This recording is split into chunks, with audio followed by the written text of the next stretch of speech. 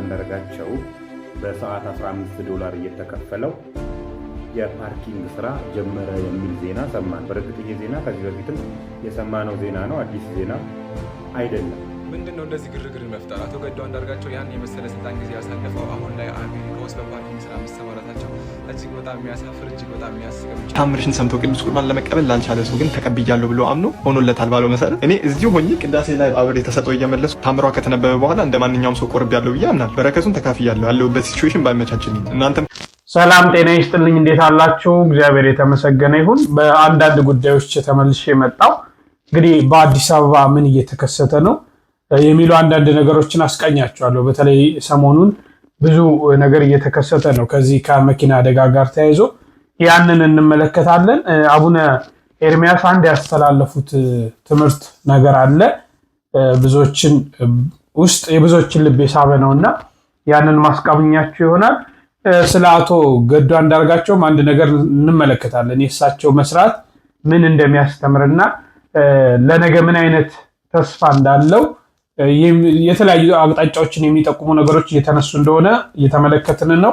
ያንን እንመለከታለን።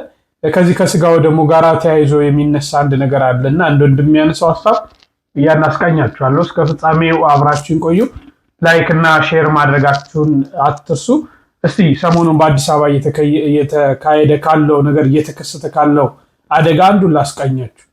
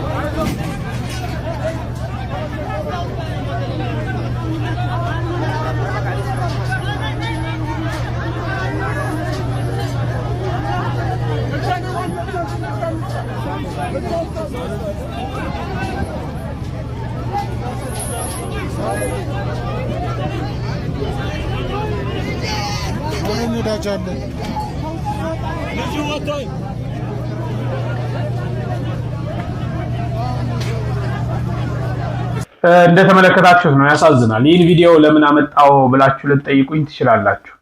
አንደኛ ይህ የባስ ነው፣ የህዝብ ማመላለሻ ነው። መቼም እግዚአብሔር ሁላችንንም ከአደጋ ይጠብቀን።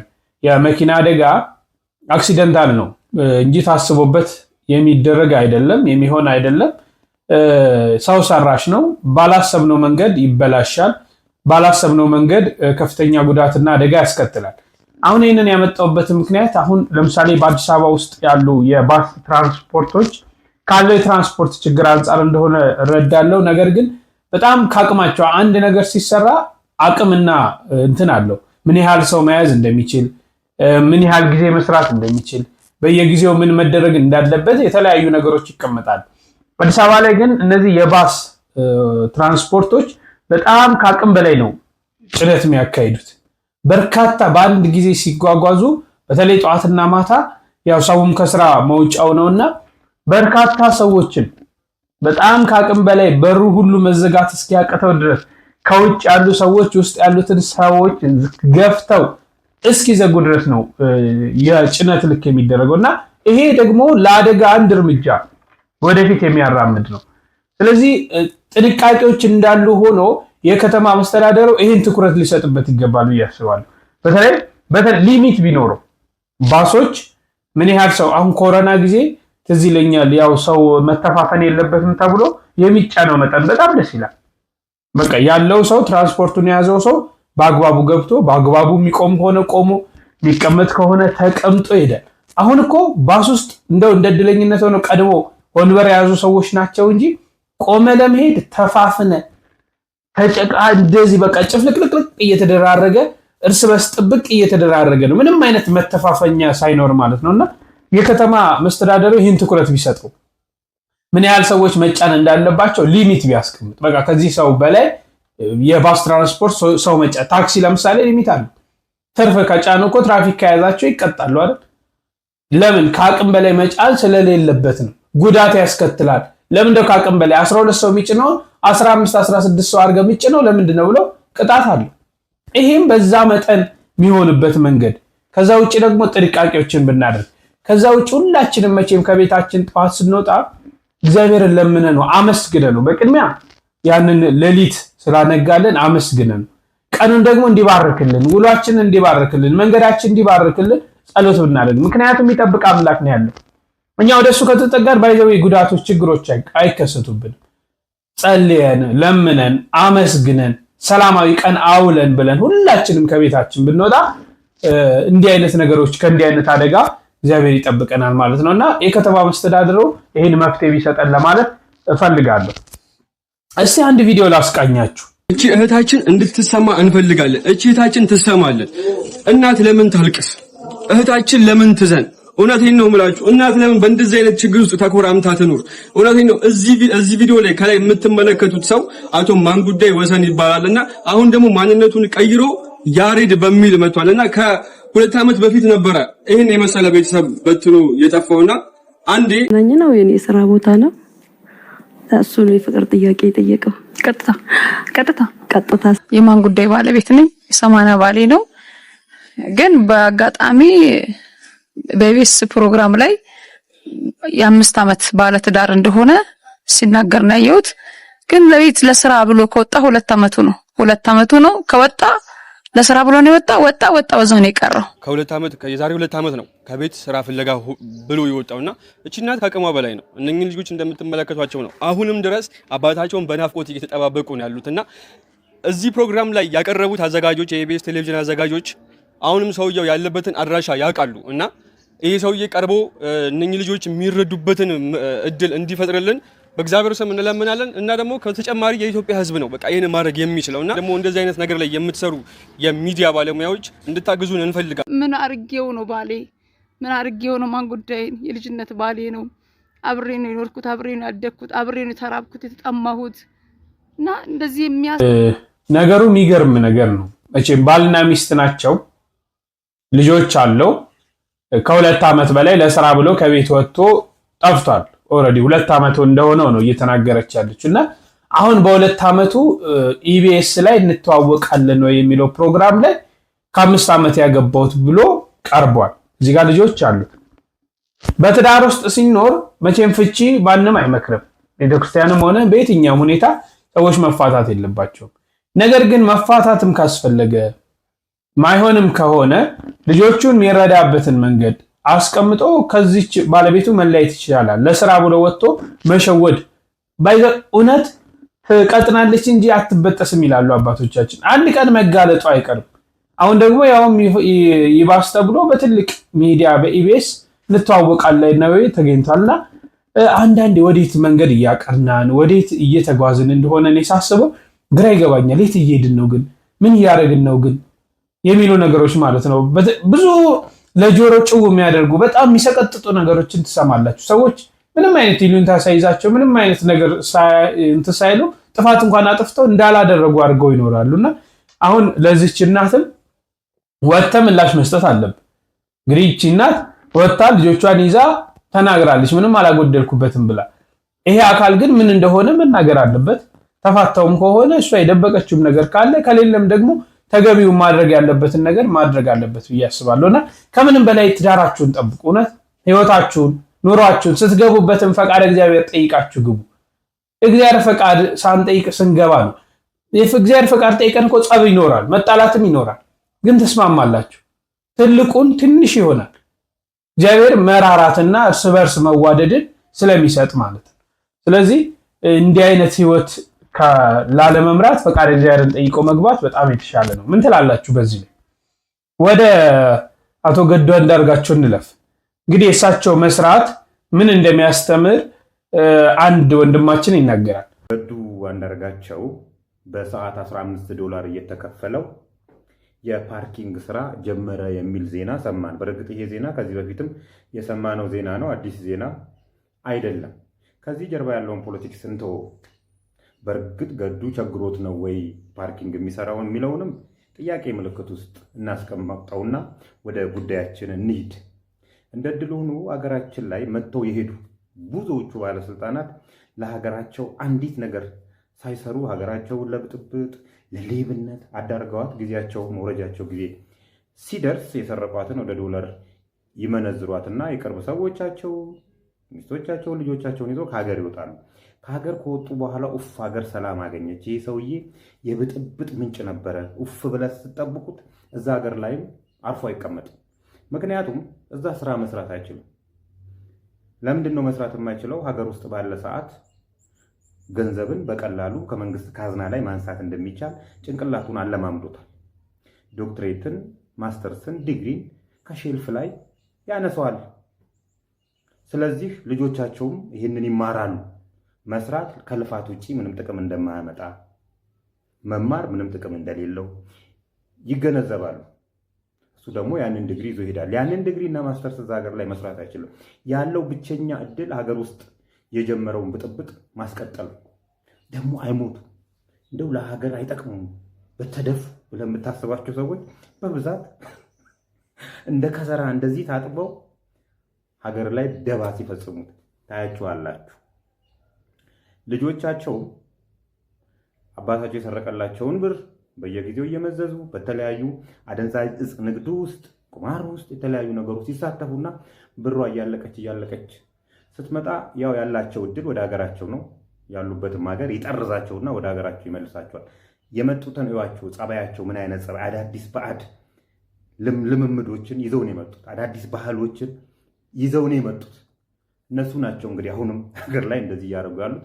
ይቀጥላሉ። አሁን ቢኮዝ ስራ መስራት ስለማይችሉ ትምህርት ደረጃ ስለሌላቸው እዛ ያሉበት ሀገር ላይ የዜግነት አግኝቶ ቁጭ ከማለት ውጭ ምንም እንትን የለም። የአባታቸው የሰረቀውን ብር ገንዘብ ሲያልቅ መመለሳቸው አይቀሬ ነው። ገዱ ግን ቢያንስ ቸገረውም አልቸገረውም ቢያንስ ሀገር ውስጥ ያለው ብጥብጥ ውስጥ ላለመሳተፍ የራሱን ስራ እየሰራ ነው ያለው። ልጆቹ አባታቸው ስራ እየሰራ መሆኑን ይገነዘባሉ። ቢያንስ የሰራው ስህተቶች እንዳሉ ሆነው ትውልድን እያዳነ ይመጣል ማለት ነው። ሌላ ሸክም ሀገራችን ላይ የማያመጡ ልጆችን ያፈራልናል ማለት ነውና የሚባልለት አይደለም። ይህን ስራ በመስራቱ ምክንያት በእርግጥ ሀገር ላይ ስልጣን ባለ ሰዓት ወረድ ብሎ ሰርቶ ህብረተሰብን ቢያገለግል መልካም ነበር። አሁንም ግን ከሌሎቹ የተሽካልክ ነህና ምስጋና ይገባል። ምንድን ነው እንደዚህ ግርግር መፍጠር? አቶ ገዱ አንዳርጋቸው ያን የመሰለ ስልጣን ጊዜ ያሳልፈው አሁን ላይ አሜሪካ ውስጥ በፓርኪንግ ስራ መሰማራታቸው እጅግ በጣም የሚያሳፍር እጅግ በጣም የሚያስቅም ጭምር ነው እያላችሁ በአቶ ገዱ አንዳርጋቸው ክብር ላይ ለመረማመድ እየሞከራችሁ ያላችሁ ሰዎች ስለእናንተ በጣም የሚገርመኝ ነገር መሰላችሁ። እናንተ ምንም የተሻለ አይነት ባክግራውንድ የላችሁም። ሰፈር ውስጥ ጎረቤቶቻችሁ ሰፈር 20-30 ሰው ቢያውቃችሁ ነው። ኪሳችሁ ውስጥ አንድ ብር ወይም ደግሞ ምንም ዘናዊ ብር የሚባል ነገር የላችሁም። ነገር ግን ስራ ትንቃላችሁ። ምንም አይነት ስራ ለመስራት እጅግ በጣም ታጣጥላላችሁ ማለት ነው። አቶ ገዱ አንዳርጋቸው ግን ምንድን ነው የሚባለው ከ100 ሚሊዮን በላይ ህዝብ ባላት ኢትዮጵያ ውስጥ በውጭ ጉዳይ ሚኒስቴርነት የጠቅላይ ሚኒስትሩ አማካሪ ሆነው ከዚህም ባሻገር ደግሞ የአማራ ክልል ፕሬዚዳንትም ጭምር ሆነው አገልግለው ነበረ። ታዲያ እንደዚህ አይነት ስልጣን ደረጃ ላይ ነበርኩኝ ምናምን ብለው በጣም ሳክስ ምንድን ነው መልክ ምናምን ሳይሰሩ አሁን ላይ አሜሪካ ውስጥ ዝቅ ብለው የፓርኪንግ ስራ እየሰሩ ይገኛሉ። ይሄ ነገር ለአንተ ትምህርት ሊሆን ልትገረምበት ይገባል እንጂ እኛ በሳቸው ጉዳይ ላይ ስንገረም ምናምን ነገር ምንድነው መገረም ምናምን ብለህ ልጠይቅ አይገባም ነበር ማለት ነው። አቶ ገዱ አንዳርጋቸው እየሰሩ ያሉት ነገር እጅግ በጣም የሚያስገርም ነው። ምን አይነት ሜንታሊቲ ነው የገነቡት የሚያስብልም ጭምር ነው። የፖለቲካውን ጉዳይ ወደ ጎን ተው ለጊዜው ማለት ነው። አሁን እያወራን ያለነው ስለሰሩት ስለገነቡት እጅግ በጣም ገራሚ ስለሆነው ሜንታሊቲያቸው ነው። አፍሪካ ውስጥ በተለይ እኛ ሀገር ኢትዮጵያ ውስጥ ማለት ነው እንግዲህ ያሰበው የኔ መሰለ የስልጣን ጊዜ አሳልፈ በእነዚህ ትልልቅ እርከኖች ላይ አሳልፈ አሁን ላይ ደግሞ ዝቅ ብለህ ፓርኪንግ ምናምን መስራት ማለት በጣም በቃ ማይታሰብ እጅግ በጣም ህልም የሆነም ነገር ጭምር ነው። ይሄ ነገር ማናቸውም እኔ እንጃ አላውቅም እንደ አህጉርም እንደ ሀገርም በጣም በቃ ወጣ ያለ ነገር ነው ማለት ነውና አቶ ገዱ አንዳርጋቸው ነገር ሲያደርጉ ስትመለከት ለአንተም ጭምር ሊሰል ሊሆን ነበር የሚገባው። አንተ ምንም ነገር ሳይኖር በባዶ ኪስክ ሰፈር ውስጥ እያወደደልክ ምናምን ነገር ነው ምናምን፣ ግን እዚህ ጋር መተህ ደግሞ ትይዛለህ ማለት ነውና ይሄ ነገር እጅግ በጣም ተገቢነት አለው ብዬ እኔ በግሌ አላስብም። አቶ ገዱ ፓርኪንግ የሚሆን ሌላ ማንኛውም ስራ ይስሩ ቤተሰባቸውን ለማስተዳደር እየጣሩ ይገኛሉ። ታዲያ አንተ እሳቸው ላይ ሙድ ከመያዝ ወጥተህ ያለህበትን ሀያት ወይም ደግሞ ህይወትን ለመቀየር ሞክር። ስራ ያን የነውና ብለህ ሳትንቅ ሀላል እስከሆነ ድረስ ለመስራት ሞክር። እንግዲህ የነዚህ አይነት ባክግራውንድ ችግሩ የለብኝም ማለት ነው። ተሰራ ነበር የነበርኩት አሁንም የሰራው ወደፊት እመሰራለሁ። የስራ ንቀቱ የለብኝም። ግን አንተም ማለት ነው አብሶ የከተማ ልጆች ምናምን ነገር ይመስለኛል አይደል ብዙ ጊዜ ችግር ያለብን እንደዚህ ነገር ላይ እና ስራ እንደነ የፈለኩ እሳቸው ላይ ሙሉ የሚያዙን ትታ ማለት ነው። ባዮሎጂካሊ ትንሽ ቻሌንጅ ያደረጋችሁ ሰዎች አላችሁ። እናንተ ባይሆን ተቀባይነት አለው በተወሰነ መልኩ ማለት ነው። አቶ ገዱ አንዳርጋቸው ያን የመሰለ የትምህርት ሌቭል ኖሯቸው በአሜሪካ የስራ እንትን ውድድር ላይ ስራ ዘርፍ ላይ እንዲህ ሊገቡ አልቻሉም። የትምህርት ስርዓታችን ውድቀት ነው የሚያሳየው ወይስ የእሳቸውን የአቅምነት ውስንነት ነው የሚያሳዩ ያላችሁ አንዳንድ ሰዎች አላችሁ። እሱን ትንሽ ፖይንት ውስጥ የሚገባ ነገር ነው። ሌሎቻችሁ ግን በእሳቸው ክብር ላይ እንደዚህ አይነት ስልጣን አሳልፈው እንዴት ፓርኪንግ ይሰራሉ ምናምን ብላችሁ ልታናንቁ የሞከራችሁ ሰዎች መጀመሪያ የራሳችሁን ታሪክ ቀይሩ። እዛ ማንም 20-30 ሰው ሳያውቅህ ማለት ነው ምንም አይነት ፌምነትም ዝና ምንም ነገር ሳይኖርህ ምንም አይነት የተሻለ ባክግራውንድ የስልጣን ዘመን እንኳን ሳይኖርህ ስራ ስታናንቅ እጅግ በጣም ይደብራል ብዬ አስባለሁ። ኤኒዌይስ አቶ ገዱ አንዳርጋቸው በጣም ነው የተመቹኝ በዚህ ተግባራቸው። ምን አይነት ሜንታሊቲን የገነቡት እስክል ድረስ የተገረምኩት። ለማንኛውም በስልጣን ያላቸው እኛውም ሰዎች ባለስልጣኖቻችንም ከዚህ ትምህርት መውሰድ አለባችሁ ብዬ አስባለሁ። የህዝብን ሀብት ከመወጥወጥ በተወሰነ መልኩ በንጹህ እንትኑ መሄዱ ናይስ ነው ብዬ አስባለሁ። ባሰቡኝ ምክሩ ማለት ነው። ይሄን ለበላይ ሀሳቤን በዚህ ጉዳይ ልስጥ ብዬ ነው የተሰማኝ ነገር የተወሰነ እንትኖችን ቪዲዮዎችን ኮሜንቶችን እያነበብኩ ስለነበር በአንድ በዚህ በመናቁ ዙሪያ ማለት ነው። እስኪ እናንተ ሀሳባችሁን ኮሜንት ላይ አጋሩኝ። ሰላም አለይኩም። ሰሞኑን እንደተመለከታችሁት ነው በማህበራዊ ሚዲያ መነጋገሪያ ከሆነው አጀንዳ መካከል የአቶ ገዱ አንዳርጋቸው በሀገር አሜሪካን እንግዲህ የፓርኪንግ ስራ መስራታቸው ነው። ይህን ተከትለው በጣም ብዙዎቹ እንግዲህ ሀገራቸውን አልዘረፉም ምን ችግር አለ ቢሰሩ የሚሉ መልካም የሆኑ ንግግሮችን ሲያደርጉ፣ አንዳንዶቹ ደግሞ ሲስቁባቸው እንመለከታለን። እንግዲህ አቶ ገዱ አንዳርጋቸው መስራታቸው አትሊስት ለልጆቻቸው እንኳን ምን አይነት ራዕይና ተስፋ እንዳለው ወንድማችን ገልጿልና መስራትን እንደ ነውር አድርጎ የሚያስቡ ሰዎች አሉ። ባለስልጣን የነበረ ሰው እኮ እኚህ ሰው ደሞዝ ነበራቸው ባለስልጣን በነበሩበት ሰዓት። ከዛ በኋላ ያንን ስልጣናቸውን ሲለቁ እኮ ደሞዛቸው ይጠፋል አይደል? ይቆማል። ስለዚህ ህይወታቸውን መምራት አለባቸው እና ብዙ ነገር ተናግረዋል። በጣም ደስተኛ እንደሆኑ፣ ሌሎች ስራዎችን እንደሚሰሩ፣ ከሀገራቸው ሲወጡ ሻንጣቸውን ብቻ ይዘው እንደወጡ ብዙ ነገሮችን ተናግረዋልና መስራት ነውር አይደለም ለማለት ፈልጌ ነው። የአቡነ ኤርሚያስን ወደ መጨረሻ እናድርገው መሰለኝ። ከዚህ ከስጋው ደሙ ጋር ተያይዞ የተሳሳተ አስተምሮ እየተነሳ ስለሆነ ነው ያመጣውላችሁ። ስሙት። ታምርሽን ሰምቶ ቅዱስ ቁርባን ለመቀበል ላልቻለ ሰው ግን ተቀብያለሁ ብሎ አምኖ ሆኖለታል ባለው መሰረት እኔ እዚሁ ሆኜ ቅዳሴ ላይ አብሬ ተሰጠው እየመለስኩ ታምሯ ከተነበበ በኋላ እንደ ማንኛውም ሰው ቆርቤያለሁ ብዬ አምናለሁ። በረከቱን ተካፍያለሁ። ያለሁበት ሲቹዌሽን ባይመቻችልኝ እናንተም ካልቻላችሁ ለእናንተም ያው በቃ እንደኔ ትንሽ ጸሎት ቦታ ሰርታችሁ ላይፍ ቅዳሴ ፕሌይ እያደረጋችሁ እዚህ ጋር መንጣፍ ዘርግታችሁ ዳሰት ገርማችኋል። ንስሐ ሳልገባ እኮ ነው የቆረብኩት። እሺ ይሄ ልጅ ብዙ ጊዜ በቅዱስ ቁርባን ላይ የተሳሳተ አስተምሮ ሲናገር ሰምቼ አውቃለሁ። ከዛም መካከል አሁን የጠቀሳቸው የታምረ ማርያም ላይ የሚገኘው ቃል እሱ በፈለገበት መንገድ ነው የተረጎመ እንጂ አባቶች እንዲህ ብለው አንድም ቦታ ላይ ሲያስተምሩ አልሰማንም አላየንም ጭምር ነው። በመጀመሪያ ደረጃ ኮፒ ሊንክ ሼር ሪፖስት እያደረጋችሁ ለብዙዎች እንዲዳረስ አድርጎ። ግን ታምረ ማርያም ላይ ያለው ስጋው ደሙን መቀበል ያልተቻለው ታምርሽ ሰምቶ ይሆንልኛል ብሎ ያመነውን ስጋው ደሙን እንደተቀበል ይሆንለታል የሚለውን አንስቶ ልጅ ባለበት ሀገር ቅዳሴ በኮምፒውተር ከፍቼ ስላድኖ ዘርግቼ ቆሜ አስቀድሼ ስጋው ደሙን እንደተቀበልኩ ሆኖልኛል ብሎ እየተናገረ ነው። አባቶች ግን ይህንን ነገር በፍጹም እንዲህ ብሎ አላስተማሩም። በመጀመሪያ ደረጃ ይሄ ቃል የሚተረጎመው በዚህ መንገድ ነው። አንድ ሰው ንስሐ ገብቶ ቀኖና ተቀብሎ ቀኖናውን ጨርሶ ፍታት ዞል ተደግሞለት ንስሐ አባቱ ፈቅደውለት ከዛም በኋላ ከቤቱ ተነስቶ ነጭ ልብሱን ለብሶ ነጠላውን አጣፍቶ ቤተክርስቲያን ሄዶ ኪዳን አስደርሶ ታምረ ማርያም ሰምቶ ወደ ቅዳሴ እየሄደ መንገድ ላይ እግሩ ቢደማ ቢታመም መቆም ቢያቅተው እንዲሁም ደግሞ ቢያስመልሰው ወይም ደግሞ ፈሳሽ ነገሮች በውስጡ ቢመጡበት ያንን ስጋው ደግሞ ሊቀበል ስራውን ሁሉ ጨርሶ ስጋው ደግሞ ሊቀበል ደርሶ ነበርና ያንን ሳይቀበል ቢቀር ታምረ ማርያምን ሰምቷል፣ ዝግጅቱን ጨርሷል፣ ኪዳን አድርሷልና ያን ቀን ስጋው ደግሞ እንደተቀበለ ይቆጠርለታል። የሚጠነቀቀው ስጋው ደግሞ እንደተቀበለ ነው ብሎ አባቶች የሚተረጉሙት እንጂ ዝም ብሎ ብድግ ብሎ ንስሐ ሳይገባ የቤተክርስቲያን ሄዶ ለማስቀደስም ደግሞ ፍላጎት ሳይኖረው በሰው ሀገርም ቢሆን ደግሞ እንዲህ ያለ ራሱን እያጃጃለ እንዲኖር አይደለም። በቃ ታምረ ማርያም ሰምቻለሁ ስጋው ደግሞ ተቀብያለሁ ማለት ነው ማለት አይደለም። ይሄን ሁሉ ዝግጅት አድርጋችሁ ቀኖና ተቀብላችሁ ንስሐ ገብታችሁ ስጋው ደግሞ ልትቀበሉ ጫፍ ላይ ደርሳችሁ የሆነ አደጋ እናንተ ላይ ቢፈጠር ሰውነታችሁ ቢደማ ፈሳሽ ነገር ቢወጣችሁ ብትታመሙ መቆም ባትችሉ ያ ሁሉ ዝግጅታችሁ ታምረ ማርያምን መስማታችሁ ስጋው ደግሞ እንደተቀበላችሁ ይሆንልኛል ይደረግልኛል ብላችሁ እመኑና ሆኖላችኋል ማለት ነው ብለው ነው አባቶች የሚያስተምሩት እንጂ በሰው ሀገር ነኝ ብሎ ኮምፒውተር ላይ ቅዳሴ ከፍቶ ስላድኖ ዘርግቶ ምናምን ቁጭ ብሎ ስጋው ደሙን ተቀብያለሁ ብሎ እንደዚህ አይነት አስተምሮ ለሰዎች መናገርና ማስተማር ተገቢ አይደለም። አሁን በሀገር ውስጥ የሚያሉ ቤተክርስቲያን መሄድ የሚችሉ ሰዎች እቺን ነገር ይጠቀሙና ምን ይላሉ? በቃ ታምረ ማርያም ሰምቻለሁ ስጋው ደሙን ተቀብያለሁ እያሉ ሰይጣን እንዲያርጎ እያታለላቸው ከአማናዊው ከጌታችን ከመድኃኒታችን ከኢየሱስ ክርስቶስ ቅዱስ ስጋውና ክቡር ደግሞ ያርቃቸዋል። እንዲህ አይነት አስተምሮ ስትናገሩ አባቶች ምን ይላሉ የሚለውን ነገር አይታችሁ እንጂ እናንተ ደስ ስላላችሁ ወይም ደግሞ ደፋር ስለሆናችሁና በፈለጋችሁ አመለካከት ትምህርቱ ስለመጣችሁት መናገር አትችሉም። ይሄ ልጅ ይሄን ነገር ብቻ አይደለም የተናገረው። የሆነ ሰዓት ላይ እንዲህ ብሎ ሲናገር ሰምቼዋለሁ። ሰምተን እንመለስ። ቪዲዮን ከመስማታችን በፊት ግን አንድ ቻሌንጅ ሰጥቻችሁ ነበረ። የዩቲዩብ አካውንቴ 3000 ላይ ይገኛል። 10 ቀን ውስጥ 10 ሺህ አስገቡልኝ ብዬ ነግሬያችኋለሁ።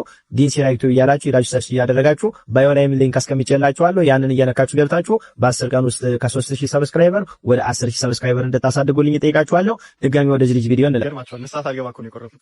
ቆይ ሳትወዱብኝ በእንገራችሁ ይሄን ያደረኩት ንስሐ አባት ባልነበረኝ ጊዜ ነው። አሁን ንስሐ አባቴ ነገር ስለዚህ ጉዳይ እርሳቸው እዛ ሰዓት ንስሐ አባት አልነበረኝ ለሊቀ ካህኑ ኢየሱስ ክርስቶስ ብቻ ነበር ኃጢአቴን መናገር የምችለው። አንደኛ ቆሮንቶስ ምዕራፍ 11 ላይ ያለውን የጌታን እንጀራ ሳይገባ ይበላ የሚለውን ልጠቅሱልኝ የምትሞክሩ ሰዎች ደግሞ ልንገራችሁ፣ ሰይጣን በሰው ላይ አድሮ እሳተ መለኮት ብቻ እንድንል መድኃኒትነቱን እንድንረሳ አድርጎናል። እግዚአብሔር የሚናደደው በድፍረት ስንወስደው ይሄ ምንድን ነው ዝም ብሎ ሻይ በዳቦ ብለን ዝም ብለን ስንወስደው ነው እንጂ በከመ ምሕረትከ ወአኮ በከመ አበሳነ ብለን ስንወስደው አይደለም የሚናደደው። ያ 3 ዓመት በፊት ነበረ ተቀሰፍኩ፣ ያው እስካሁን አለሁ፣ ይልቁንስ ባረከኝ። እሺ ይሄ ልጅ ምን እያለ ነው? ንስሐ ሳልገባ ስጋው ደግሞ ተቀብዬ አውቃለሁ። ይሄ ራሱን የቻለ ድፍረት ነው። ግን ሳትወርዱብኝ በፊት ንስሐ አባት ከመያዜ በፊት ነው ዝም ብዬ ለሊቀ ካህኑ ለኢየሱስ ክርስቶስ ኃጢአቴን ተናዝዤ ንስሐ ገብቼ ስጋው ደግሞ ተቀብያለሁ ብሎ ተናገረ። አንድ ይሄ ኃጢአት ነው። ሁለተኛ ነገር ደግሞ ድፍረትም ጭምር ነው። ከዛም ባሻገር ምን አለ? ግን ሰይጣን በሰዎች ላይ አድሮ ስጋው ደግሞ እሳተ መለኮት ነው ብቻ ብለን እንድናስብና እንድንፈራው እንጂ እንድንቀርበው አያደርገንም። እንዲህ ብሎ የሚያስተምሩ ሰዎች የሰይጣንን አስተሳሰብ ነው የሚናገሩት። ከስጋው ደግሞ እንድንርቅ ነው የሚያደርጉን ብሎ እኔ ያኔ ከ3 ዓመት ምናምን በፊት ንስሐ ሳልገባ ስጋው ደግሞ ተቀብያለሁ መች ተቀጸፍኩኝ አሁንም እኮ ደህና ነኝ ብሎ የልጅ እየተናገረ ነው። ይሄ አስተምሮ አጋንንታዊ አስተምህሮ ነው። ስጋው ደሙን መፍራትም እሳተ መለኮትነቱን አምነን መቀበልና ስርዓቱን ጠብቀን ስጋው ደግሞ መቀበል አለብን። ያኔ አንተ ስጋው ደሙን ንስሐ ሳትገባ ተቀበልክና እግዚአብሔር በቸርነቱ ምሮ ለዚህ ያደረሰና አሁን በድፍረት ወጥተህ ንስሐ ሳልገባ ስጋው ደግሞ ተቀብያለሁ ግን ምንም አንሆንብኝም ስጋው ደሙን አትፍሩት እሳተ መለኮትን የሚሉ ሰዎችን አትስማቸው ብቻ ዝም ብላችሁ እናንተ ስጋው ደሙን ተቀበሉ ብለህ እንደዚህ አይነት አስተምሮ የምትናገርና የምታስተምር ይሄን ስልጣንስ ማሰጠቅ የት መጽሐፍ ላይ ያገኘው? ይሄ ልጅ የምትከታተሉ ሰዎች መጠንቀቅ መቻል አለባችሁ። ሁሉን ነገር አቀሎ ከስርዓተ ቤተክርስቲያን ውጪ አድርጎ ራሱ አድርጊያለሁ ብሎ ለእናንተ ስለነገራችሁ ይሄ ልጅ ትክክለኛ ቤተክርስቲያን አስተምሮ እየተናገረ ነው ማለት አይደለም። ቅዱስ ስጋውንና ክቡር ደሙን በጣም መፍራትና መጠንቀቅ ውስጥ ሆነን መቀበል ያለብን። ህጉን ጠብቀን ስርዓቱን ጠንቅቀን ንስሐ ገብተን ቀኖና ጨርሰን ፍታት ዞድ ተደግሞልን በእለቱ ማድረግ ያለብንን ነገር አድርገን ከተቀበልን በኋላ ደግሞ መጠበቅ ያለብንን ነገር ጠብቀን ነው እንጂ ስጋው ደግሞ መቀበል ያለብን። በዚህ ልክ ቀልድ አስመስሎ ንስሐ ሳልገባ ተቀብያለሁ ግን ምንም ደግሞ እስካሁን አልተቀጸፍኩም እሳተ መለኮት ብላችሁ አታካብሩት ችግር የለውም እያለ በዚህ ልክ መናገሩ ተገቢ አይደለም። ችግር የለውም እንኳን አለም እንዳትሉኝ አስተምሮና ቴንሽኑ የልጅ እንዲህ ነው። በቃ ሰው ስጋው ደሙን እንዲያቀለው ዝም ብሎ በቃ እንደ ተራ ነገር እንደ ሻይና ዳቦ እንዲቀበለው ነው የሚፈልገው። ስለዚህ ይሄንን አስተምሮን አስተካክል። እንዲህ አላልኩም ብለህ ብትናገረም አስተሳሰብንና ልቦናን በደንብ ነው ከንግግር የተረዳው። ስለዚህ ኮፒ ሊንክ ሼር ፖስት ያደረጋችሁ እንግዲህ ይሄ ልጅ ብዙ ጊዜ ሲሳሳት እናየዋለን። ንስሐ ሳልገባ ቆረብኩ ይላል። አሁን ደግሞ ቤት ውስጥ ሆኜ ስጋው ደሙ እንደተቀበልኩ ይደረግልኛል ይላል። ይሄ በታምረ ማርያም ላይ ያለው ነው። ሁልጊዜ ትሰማላችሁ። ስጋውን ደሙን መቀበል ካልተቻለው ታምሯን ሰምቶ ስጋውን ደሙን እንደተቀበለ ይሆንለታል ይደረግለታል በማለት ቢያምን የሚል በመቅደሟ በመግቢያው ላይ አባቶቻችን ዘወትር በቤተክርስቲያን ከሄድን ሲያነቡት እንሰማለን። ይሄ እንግዲህ ወንድማችን ሲራክ በደንብ ገልጾታል። ሰው ስጋው ደሙ ሊቀበል ፈልጎ ንስሐ ገብቶ ተጸጽቶ ሁሉንም መስፈርት አሟልቶ ወደ ቤተ እግዚአብሔር ሲሄድ ስጋው ደሙ እንዳይቀበል የሚያደርጉ ነገሮች መድማት ሊሆን ይችላል፣ ፈሳሽ ሊሆን ይችላል፣ መውደቅ ሊሆን ይችላል። ብዙ ነገሮች አሉ። ለምሳሌ ስጋው ደሙን ልንቀበል ስንል ሰውነታችን ከደማ አንቀበልም፣ መጥፋት የለብንም። ብዙ ነገሮች አሉና እነዚህ ነገሮች ድንገት ቢያጋጥሙት ለዕለቱ ሊቀበል ሄዷል፣ ግን እያዘነ በቃ ከሆነ ያ በዛ እንደሚቆጠርለት ነው። እና ለስጋው ደግሞ ትልቅ ክብር መስጠት ያስፈልጋል ብዬ አስባለሁ። ዝም ብለን የተሳሳቱ ትምህርቶችን ብዙ ሰዎችን ገደል አንክተት። እኛ ገደል ገብተን ሰዎችን ገደል መክተት የቤተክርስቲያኒቱ አስተምሮ ምን እንደሆነ ጠንቅቀን ሳናቅ ልክ ቀጥታ እንደሚፈታ አማርኛ ፈተን ሰዎችን ገደል ባንከት መልካም ነው ብዬ አስባለሁ። የብፁዕነታቸውን ትምህርት ሰምተን እንጨርስ። ለሀገር መደፈር ለቤተ ክርስቲያን መደፈር ከውጭ ይመስላችኋል? ምክንያቱ ከውጭ ይመስላችኋል? አንፈርድበትም። አባታችን ከረኛችን አምልጠናል። ከረኛው ያመለጠ ህዝብ ደግሞ በተኩላ ይበላል። ከረኛው ያመለጠ በተኩላ እንደሚበላ ከጠባቂው ከእግዚአብሔር የተለየ ህዝብ ደግሞ በብዙ ነገር ይበላል። እየተበላን ነው። ምንድን ነው ምክንያቱ? ከጠባቂያችን ወጥተናል፣ ሸሽተናል፣ ርቀናል። ከረኛችን ከራቀ ከክርስቶስ ከራቀ ኢትዮጵያውያን እንበላለን፣ ኦርቶዶክሳውያን እንበላለን። ሌላ እንዳይመስላችሁ ያስበላል። ከረኛችን ርቀን ከኛ ከረኛ ከኛ እረኛ ሸሽተን በጣም ርቀናል፣ በጣም ተለይተናል። ማን ነው ከረኛዬ ጋር ነኝ የሚላል አፉን ሞልቶ? ማን ነው እረኛዬን አልተለየሁትም የሚል? እሱ እየፈለግን እኛ አልሸሸነው፣ እሱ እየቀረበን እኛ አራቅነው። ስለዚህ ተበላና ተበላን አለን መሰላችሁ? ተበላን። ያስበላን ማንም እንዳይመስላችሁ። መገለጫውን አትዩ፣ ጅራፉን አትዩ። ጅራፉን ማን ነው ያነሳው? ጅራፉ በምን ተነሳ የሚለው ነጥብ ላይ ነው ማስተዋል ያለው። ከረኛችን ከክርስቶስ ርቀናል፣ የሚበላን ብዙ ነው። አፉን ከፍቶ አሰፍስፎ የሚጠብቀን ብዙ ነው። ስለዚህ ወደ እረኛችን እንመለስ፣ ወደ አዳኛችን እንመለስ ወገኖች። ስለኛ ወደ ተሰቀለ ወደ ክርስቶስ እንመለስ። በእግር ብቻ ያይደለ በሐሳብ እንመለስ፣ በልብ እንመለስ። እናስደስተው፣ እንታዘዘው። ከመስቀሉ ስር አንጥፋ፣ ከእረኛችን አንጥፋ። የሚጠብቀን ጠብቀነው የምንበላው ጠብቆን የምንበላው በግ እኮ ነው ክርስቶስ ማለት የኛ እረኛ ማለት። እረኛ በጎቹን ይጠብቃል፣ ይበላቸዋል። ባለሀብት በጎችን ያረባል፣ ይጠብቃል፣ ይበላቸዋል። ክርስቶስ ግን ጠበቀን። እሱ አልበላንም፣ እኛ በላ ነው። ስጋዬን ብሉ ደሜን ጠጡ አለ። ይህ እረኛ የት ይገኛል ወገኖች? ጠብቆ ተንከባክቦ ልብላችሁ ሳይሆን ብሉኝ የሚል እረኛ የት አለ? ወደ ነፍስ እረኛችሁ ወደ ነፍስ ጠባቂያችሁ ተመለሱ ስንል የኛ የነፍስ እረኛ የነፍስ ጠባቂ ክርስቶስ ጠብቆ ብሉኝ አለ። ይህን ተጠቀሙ ወገኖች፣ ይህን እንብላው ወገኖች። ጠብቆ የሚያበላን ጠብቆ ብሉኝ የሚለው የማይነቅፈውን የማይቋረጠውን ስጋውን ደሙን ብሉ ጠጡ እያለ ነው። ይሄን መጠቀም ስንችል ይሄን ስናውቅ ስንችል ያን ጊዜ እኛ እንከበራለን። የሚያስከብረን ምስጢር ይሄ ብቻ ነው። ኢትዮጵያዊ በጣም የሚገርሙ ንግግሮች ነው። ከእግዚአብሔር ምን ያህል እንደራቅ ምን ያህል እንደሸሸ ነው። ከህይወታችን ምን ያህል እሱ ይቀርበናል፣ እኛ እንርቀዋለን። እሱ ይቀርበናል፣ እኛ እንርቀዋለን። ይሄ ሁሉ ፈተና መከራ የደረሰብን በምን ምክንያት እንደሆነ ሰፋ አድርገው አስተምረውናል። የብፁዕነታቸው ቡራኪያቸው ይድረሰን። ወደ እግዚአብሔር ቀርበን እንድንኖር አምላካችን ይፍቀድልን ለማለት ፈልጋለሁ። ሐሳብ አስተያየታችሁን በኮሜንት ላይ ጠብቃለሁ። ላይክ እና ሼር ማድረጋችሁን አትርሱ። በሌሎች መርሃ ግብሮች እስክንገናኝ ቸር ቆዩልኝ።